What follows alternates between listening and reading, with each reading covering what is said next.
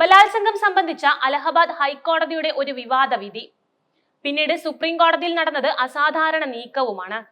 പെൺകുട്ടിയുടെ മാറിടത്തിൽ കടന്നു പിടിക്കുന്നതും പൈജാമയുടെ വള്ളി പൊട്ടിക്കുന്നതും ഓവുപാലത്തിനടിയിലേക്ക് കൊണ്ടുപോകുന്നതുമൊന്നും ബലാത്സംഗ ശ്രമമോ അല്ലെന്ന അലഹബാദ് ഹൈക്കോടതിയുടെ വിവാദ വിധി സുപ്രീം കോടതി സ്റ്റേ ചെയ്തത് അസാധാരണവും വളരെ വിചിത്രവുമായ നീക്കങ്ങളിലൂടെയാണ്.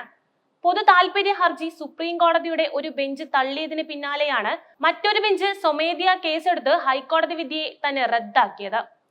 അലഹബാദ് ഹൈക്കോടതിയുടെ വിവാദ നിരീക്ഷണത്തിനെതിരെ അഞ്ജലി പാട്ടീൽ സമർപ്പിച്ച പൊതു താൽപര്യ ഹർജി കഴിഞ്ഞ ദിവസമാണ് സുപ്രീം കോടതി തള്ളിയത്. അഭിഭാഷകൻ കേന്ദ്ര സർക്കാരിന്റെ ബേട്ടി ബച്ചാവോ ബേട്ടി പഠാവോ എന്ന ക്യാമ്പയിൻ പരാമർശിച്ചതും തങ്ങൾ ക്ലാസ് എടുക്കേണ്ട എന്ന് പറഞ്ഞുകൊണ്ടേയിരുന്നു. ഗുജറാത്ത് മുൻ ലോക്കൽ സെക്രട്ടറി കൂടിയായ ജസ്റ്റിസ് ബേല എം ത്രിവേദി ഹർജി തള്ളിയത്.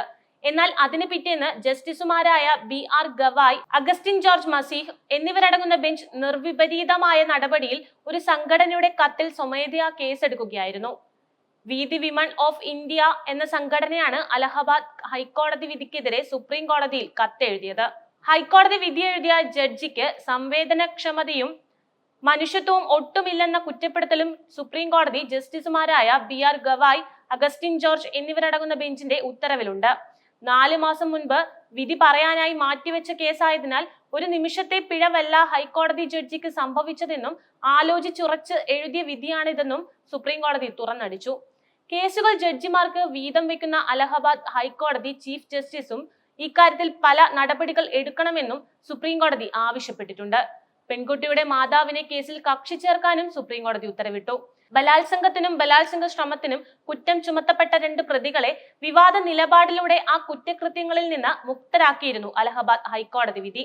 പീഡനക്കേസിലെ പ്രതികൾ ലൈംഗിക അതിക്രമണ കുറ്റത്തിന് മാത്രം വിചാരണ നേരിട്ടാൽ മതിയെന്നായിരുന്നു ജഡ്ജി രാം മനോഹർ നാരായൺ മിശ്രയുടെ ഉത്തരവിലുണ്ടായത്. ഉത്തർപ്രദേശിൽ 11-കാരിയെ 2 പേർ ചേർന്ന് പീഡനത്തിന് ഇരയാക്കിയെന്ന കേസിലായിരുന്നു ഇത്. മാർച്ച് 17-ന് അലഹബാദ് ഹൈക്കോടതി പുറപ്പെടുവിച്ച ഈ വിധിയെ പ്രതിഷേധം ക്ഷണിച്ചു വരുത്തിയിരുന്നു. ഈ വിധി പ്രസ്താവത്തിന്റെ 21, 24, 26 ഖണ്ഡികകൾ നിയമത്തിനനുസരിച്ച് മാത്രമല്ല മനുഷ്യത്വ വിരുദ്ധമായാണ് സമീപിക്കുന്നത്. അതിനാൽ ആ ഖണ്ഡികകളിലെ പരാമർശങ്ങളും തങ്ങൾ സ്റ്റേ ചെയ്യുകയാണെന്ന് സുപ്രീം കോടതി ബെഞ്ച് വ്യക്തമാക്കി. വളരെ ഗൗരവമേറിയ വിഷയമാണിതെന്ന് ബെഞ്ചിന് നേതൃത്വം നൽകിയ ജസ്റ്റിസ് BR ഗവായ് പറഞ്ഞു. മാസ്റ്റർ ഓഫ് റോസ്റ്റർ, അതായത് കേസുകളിൽ ഏത് ബെഞ്ചിന് നൽകുന്നു എന്നത് തീരുമാനിക്കൽ അലഹബാദ് ഹൈക്കോടതി ചീഫ് ജസ്റ്റിസും ചില നടപടികൾ എടുക്കണം. തങ്ങൾ കേന്ദ്ര സർക്കാരിനും ഉത്തർപ്രദേശ് സർക്കാരിനും അലഹബാദ് ഹൈക്കോടതിയിലെ കേസിലെ കക്ഷികൾക്കും നോട്ടീസ് അയക്കുകയാണെന്നും സുപ്രീം കോടതി വ്യക്തമാക്കി.